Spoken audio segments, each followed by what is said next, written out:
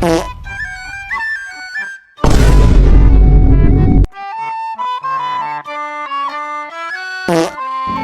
siang, Mbak Devika. Siang, Pak. Bagaimana kabarnya hari ini? Kurang baik, Pak. Oh, tidak bisa sampai biasanya Bapak lihat kamu di sekolah kayak paling ceria biasanya. Kenapa harus kurang baik?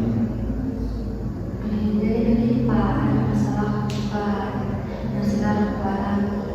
Oh, jadi nanti kita datang ke ruang BK ruang Bapak menceritakan masalahnya ya. Iya, Pak. Sudah pernah, ada kita kayaknya sudah pernah masuk ruang BK juga ya? Iya, Pak. Iya, jadi masih seperti dulu ada kita bahwa ketika kita melakukan bimbingan seperti ini, konseling seperti ini, ada 3 asas yang perlu kita ketahui bahwa yang pertama itu asas keterbukaan. Bapak harap dan ada kita nanti bisa terbuka menceritakan masalahnya kepada Bapak, dan kedua kesukarelaan. Nanti kita di sini dengan sukarela atau disuruh dipaksa atau dengan sukarela sendiri. Sukarela, Pak. Yang ketiga itu kerahasiaan, jadi nanti kita tidak usah takut cerita ke Bapak masalahnya begini, dan masalahnya Bapak cerita keluar tidak ya. Nanti masalahnya nak ada kita cuma Bapak dan kita yang tahu. Apakah setelah ini nanti kita masih ada pelajaran? Ada, Pak, jam 12. Jam 12 ya? Iya, Pak. Sekarang masih jam 11 lewat 20, masih ada sekitar 40 menitan. Berapa menit kita melakukan? 20 saja, Pak. 20 menit ya? Iya. Oh iya, bisa. Apakah anak Devika sudah siap menceritakan masalah ke Bapak, atau Bapak kasih waktu dulu untuk Nak Devika memikirkan masalah Nak Devika ingin menceritakan kepada Bapak? Sudah siap, Pak? Nak Devika sudah siap? Iya. Oh iya, silakan menceritakan. Jadi begini, Pak, kan sekarang saya tinggal bersama sepupu saya, 2 orang. Sepupu pertama dan sepupu kedua saya. Yang sepupu ini siapa namanya? Yang sepupu pertama itu namanya Pasang. Pasang. Ya, Kedua, Bandung. sepupu ini dari ayah atau ibu? Dari ibu. Dua-duanya dari ibu. Iya. Yang Pasang ya. Iya, Sepupu Pasang. pertama dari ibu, dan sepupu kedua kali dari Bandung. Oh iya. Iya, Pak. Nah, begini, mereka tinggal di rumah karena PKL. Nah, tempat PKL itu kan dekat dengan rumah, jadi mereka tinggal di rumah bersama saya. Nah, selama PKL itu udah 6 bulan, Pak, dari bulan 2 sampai bulan 7. Nah, singkat cerita, Pak, kan pas pertama kali datang antar orang tuanya dari kampung, ini Bandung, orang tuanya berpesan bahwa bisakah jagain anak aku jangan sampai ketemu sama pacarnya, karena si Bandung ini punya pacar. Oh, Bandung ini punya pacar. Iya. Sebelumnya itu kau tinggal bertiga di kos atau rumah keluarga atau Rumah keluarga. Oh, jadi kau tinggal di rumah keluarga. Nah, yang keluarga yang kau tempat ini di mana sekarang? Di kampung, Pak. Jadi kau sendiri? Ya, awalnya itu saya sendiri. Ya. Tapi karena nanti orang tuanya kami sendiri, jadi kakak aku bawa sama. Ya, untuk karena dekat dengan PKL. Iya, mereka tempat PKL jadi langsung saja saya suruh sama saya toh. Nah, kemudian saya berjalan waktu kan ada tadi persaingannya, orang tuanya bilang jangan biarkan dia ketemu dengan pacarnya. Nah, pada saat itu di tempat PKL-nya, Pak, kan sini itu diubah-ubah, ada semalam, ada masuk pagi, ada masuk siang. Nah, pada saat berjalan waktu itu hari panen dari sini saya ditanya ini, ya bisakah saya keluar dari pacar saya karena mau pergi ke Irian. Nah, permintaannya itu ini pertemuan pertama dan terakhirnya sama pacarnya sebelum mereka LDR. Ya, sudah itu dia bilang begini, Bandung ke saya, boleh tak aku izinkan nih, karena aku bilang kalau pulang dengan anak akan mau dilihat kayak terdekat sekali dari orang tuanya, toh bilang tidak boleh begitu ketemu sama dia. Dia bilang mengizinkan mama takutnya. Dia bilang jika pertemuan terakhirnya dari pertemuan pertama dan terakhirnya bersama pacarnya ini. Iya. Karena pacarnya ini mau ke Irian. Irian. Ya Pak. Makanya dia bilang udah bagus kayaknya kalau di sini kan bisa aja anak kasihan juga tuh. Mungkin LDR masih ketemu karena kalau di sini siapa tahu kalau kita di posisi itu mungkin LDR tiba-tiba kayak dalam ketemu kita langsung LDR. Nah di sini kan dia, tapi ternyata Pak tidak begitu pacarnya, tidak ke Irian, tidak jadi. Ya, dari Irian ini. Iya, ya Pak tidak jadi. Terus sudah itu kan masuk malam lagi pagi, masuk malam lagi.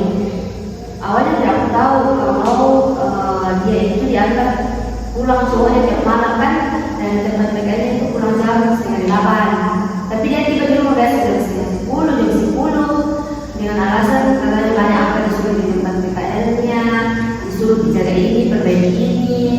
Sudah itu Pak,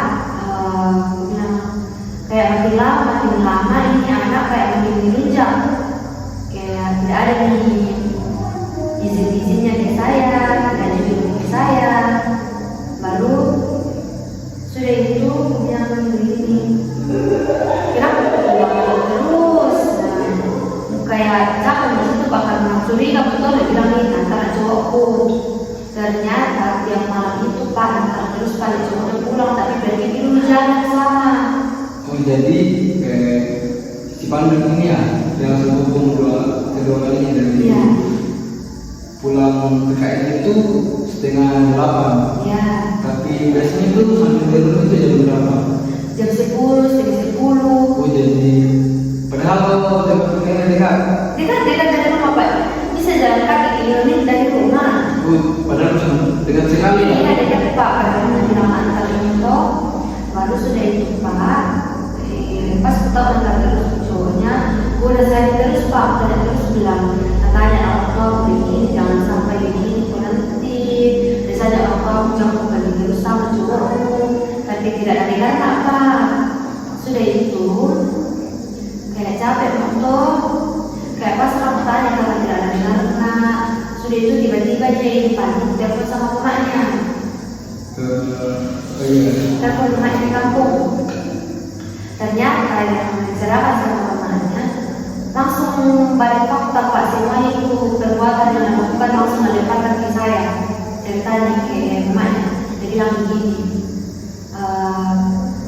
ini dia kita di rumah, tidak pernah diam di rumah, keluar terus di rumah, pergi terus sama cowok, pulang itu tengah malam. Baru kayak kaget nampak karena kenapa bisa saya dicerita begitu.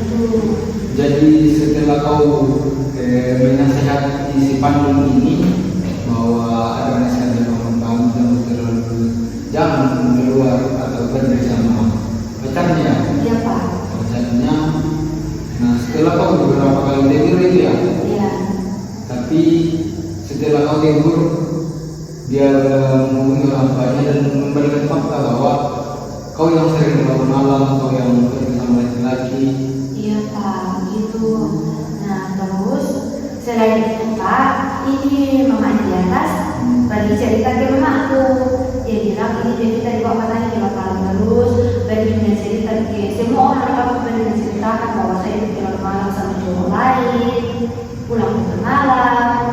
Tak percaya orang-orang kampung Pak, sampai mamaku juga marah di saya, keluarga bapakku mamaku telepon semua nama lagi kalau karena tidak beres itu orang udah lewat sama begitu belum malam terus kau ini perempuan.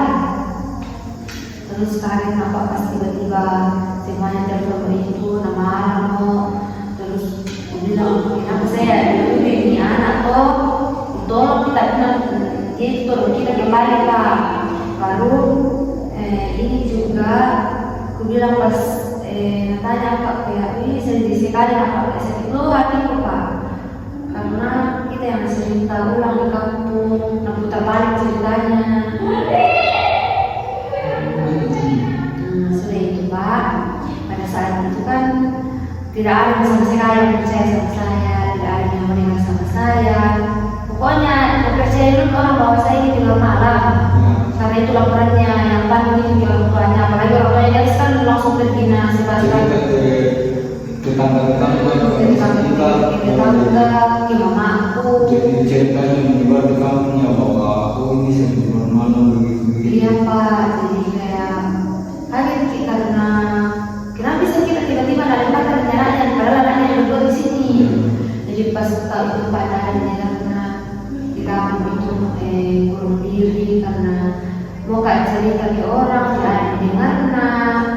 Menangis seperti itu Pak, baru sudah itu kayak pas kasih kalian merasa kayak aku bilang tuh buat apa kalian hidup karena tidak ada yang percaya mungkin jujur ke orang tidak ada percaya mungkin tidak mendapat telepon kalau di telepon sudah ditutup kayak pas kasih kalian mau kayak kenapa bisa kenapa saya padahal anaknya yang berdua tuh Pak.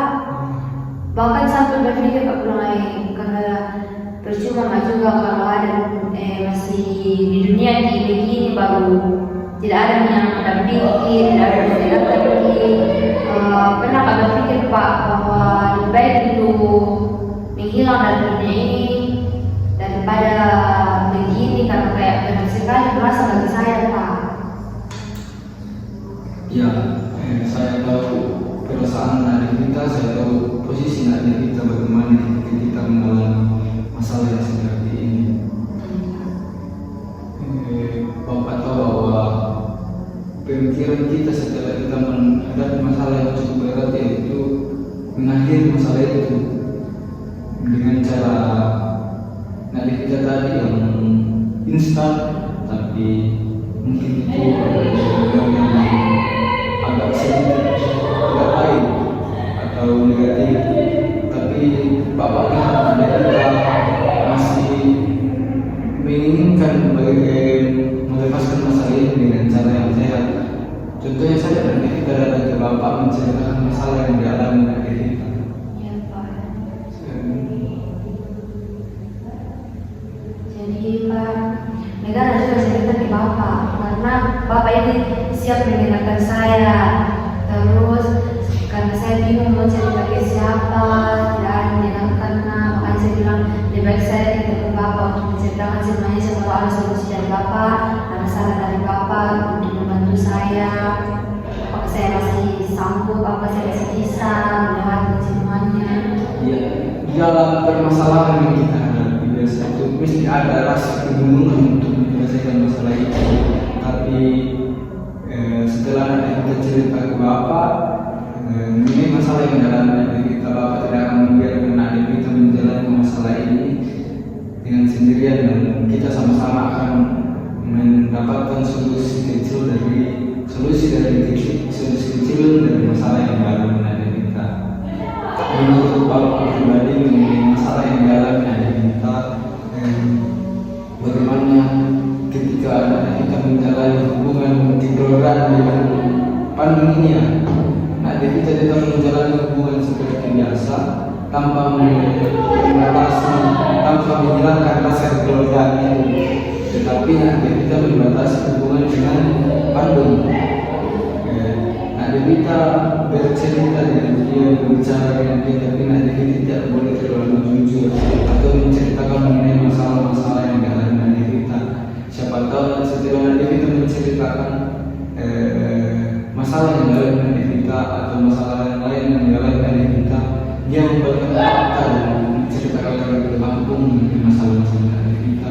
Kita tidak tahu kan dari Bapak harap adik kita setelah ini adik kita tetap menjalani hubungan dengan Pandung, tapi membatasi hubungan dengan dia, bukan menghilangkan hubungan dengan Pandung. Tetap menjalani hubungan tapi membatasi dengan cara tidak berbicara dengan dia, tapi tidak boleh ceplos mengeluarkan semua masalah atau menceritakan bagaimana adik kita yang sebenarnya begitu. Nah, mengenai keluarga adik kita yang di kampung yang sudah tidak percaya dengan adik kita, bagaimana kalau Bapak memanggil orang tua adik kita datang ke rumah mereka ini dan kita sama-sama bisa berbicara dengan keluarga dengan menceritakan yang kejadian yang sebenarnya, dan Bapak sebagai pendengar mengenai masalah yang ada di anak kita. Nanti Bapak membantu anak kita untuk menghubungi keluarga di atas ya, supaya dia bisa datang di ruangan sekolah ini dan kita sama-sama menceritakan apa sih yang sebenarnya terjadi. Dan juga kan masih ada satu bunga yang satu di sana yang pas kan. Jadi pada saat Bapak panggil orang tuanya, kamu juga bawa pasang sebagai ya supaya dia bisa menceritakan bahwa yang dikatakan dari kita itu betul, karena dia ada di sana dan pasti dia tahu bagaimana kejadian yang sebenarnya. Iya Pak, boleh sekali itu Pak. Kan saya juga bingung mau bicara dengan orang tua bagaimana. Saya setuju Pak kalau Bapak memanggil orang tua saya di sini.